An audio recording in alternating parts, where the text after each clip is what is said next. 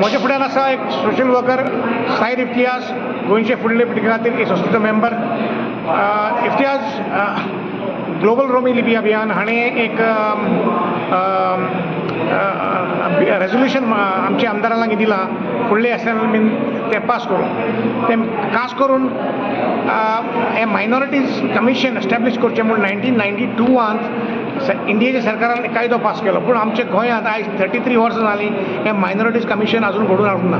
तर तुजे हिसपान हे मायनॉरिटीज कमिशन जावचें वो नाका, आमच्या आमदारांनी ते पास करून घेवचें वो न्हू?